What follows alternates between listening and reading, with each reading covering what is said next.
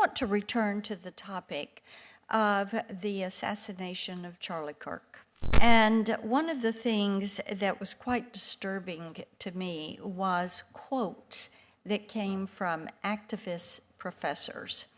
And we had in Tennessee 3 professors that made just horrendous statements. 2 have been terminated. There was an assistant professor at the University of Tennessee, and their post referenced Charlie Kirk, and it was, "The world is better off without him in it. His kids are better off living in a world without a disgusting psychopath like him and his wife." I do not know of a parent that wants their child to be receiving instruction from an individual who glorifies and applauds brutal murder. I think you make a marvelous point, Senator. You cannot possibly expect a parent to send their children to a school where the professors might endeavor to kill half the students.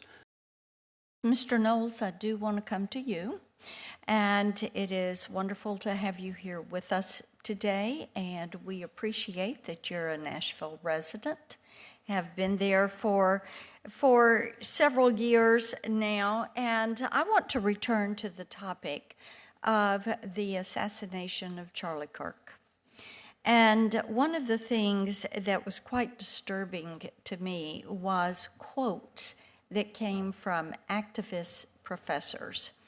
And we had in Tennessee 3 professors that made just horrendous statements. 2 have been terminated. 1 is going through a termination hearing at this point. An assistant dean at MTSU posted on Facebook, "Looks like old Charlie spoke his fate into existence. Hate begets hate. Zero sympathy." There was an assistant professor at the University of Tennessee, and their post referenced Charlie Kirk, and it was, "The world is better off without him in it, even those who are claiming to be sad for his wife and kids. His kids are better off living in a world without a disgusting psychopath like him and his wife." And then an English professor at Cumberland University posted on Facebook, "Crying about a Nazi getting shot while staying silent about the school shooting in Colorado today is peak Republican." Now, I believe that people that praise violence should not be anywhere near our children. I do not know of a parent that wants their child to be receiving instruction from an individual who glorifies and applauds brutal murder, and the murder of a husband, a father, the murder of someone who believes, like me, that our nation has been kept free because we believe in robust, respectful, bipartisan debate. And I would like for you to talk for just a minute about what is happening in higher education and the role that seems to be playing in some of this violence and violent rhetoric.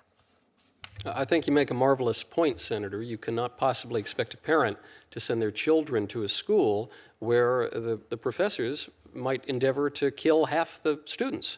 It would be like going to a restaurant with the assumption that the waiters want to poison half the customers or something like that. You can't go to a hospital where the nurses want to kill half the patients. It's just, you cannot operate a society that way. That is obviously beyond the pale.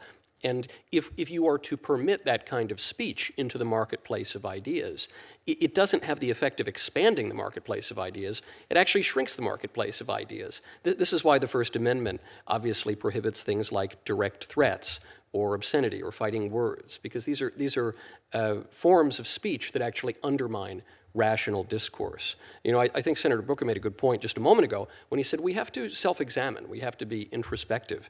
And I can't help but think of a line today Jay Jones has the vision, commitment, and integrity to keep families safe and make sure every Virginian gets a fair shake in the justice system. I'll be working every day to ensure Jay wins this race. That's the endorsement of Senator Booker for a man who would seek to be the Attorney General of Virginia. This is a man who, if people have not been reading the news, has called for a Republican to be murdered, for his children to be murdered, for the children to die in their mother's arms in order to persuade the Republican to change his policy views, and a man who says that he would urinate on the graves of multiple Republicans. Senator Booker, in this spirit of introspection, is standing by this endorsement. So I suppose I would invite, well, perhaps I should have looked, because Senator Booker has left the room, and I think I can guess why. Senator Booker, I think, should practice what he preaches, because this is the kind of moment. You cannot have a professor who wants to teach students and is going to desire to kill half of them. You certainly cannot have law enforcement officers who would engage in this kind of violent rhetoric against half of their constituents. So long as anyone stands by an endorsement such as that, their words are meaningless. They are shedding crocodile tears on the topic of political violence. I find it just so astounding that we have professors that continue to be in classrooms and hold such views as I put on the posters behind me, and that parents are then having to address those issues with their kids. Thank you, Mr. Chairman. Thank you. Senator Padilla. Thank you, Mr. Chairman. I just want to join all of my colleagues in the stance that political violence is never acceptable. It should be denounced at every turn, regardless of where it comes from. We've seen what happens when violence becomes a political tool.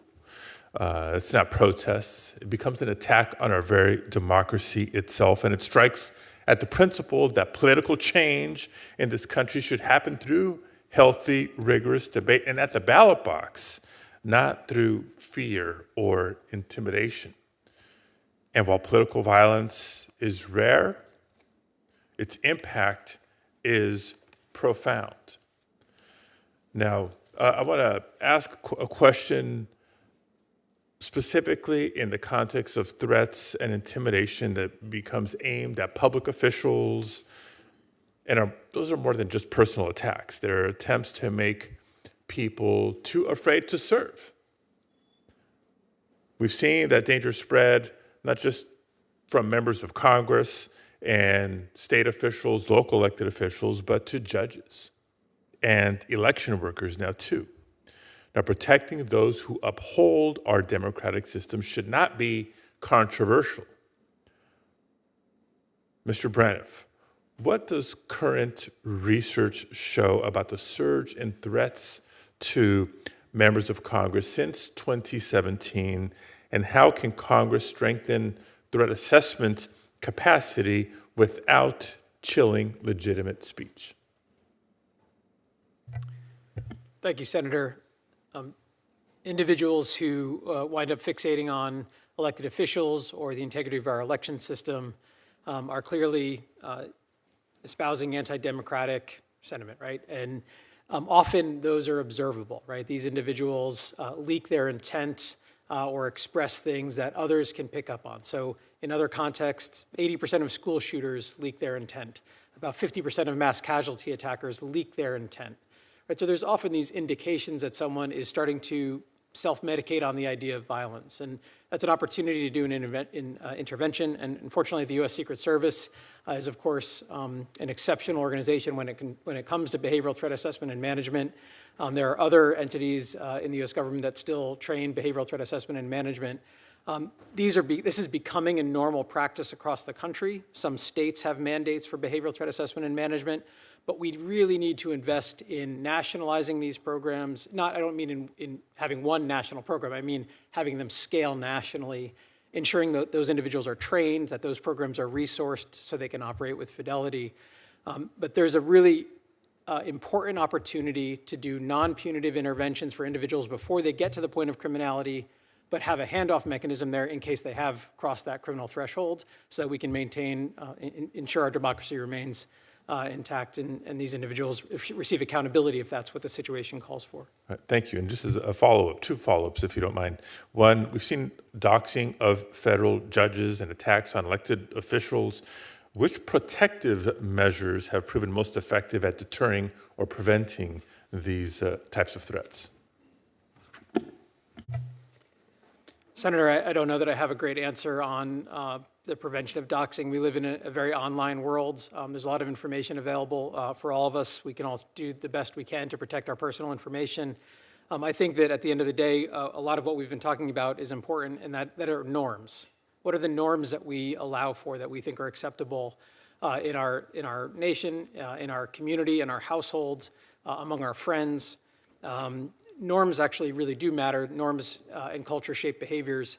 And we right now are really struggling with the power that the online world gives us without a lot of norms that work against our worst impulses. Thank you. And one question for Mr. Hodges, and again, appreciate your service and all you've been through and your willingness to be here today. Based on your experience, Mr. Hodges, what operational or resource gaps must be addressed to safeguard democratic processes and better protect public servants?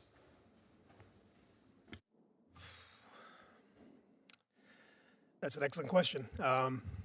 I'm just a regular old patrol officer. I'm not in the meetings of management. I don't have the bird's eye view. I don't know. I don't know what resources we can dedicate to stemming this problem. I believe the other witness here had a great point earlier about intervention. I had never heard of that before from a scholarly point of view, and that sound is very promising. I think that we should look towards funding that if it gets the results that he spoke of. Right. Thank you. And I know my time is up, Mr. Chairman. I just offer and invite in closing that we as members of the committee, members of the Senate, as an entire body, can do a whole lot of good by leading by example.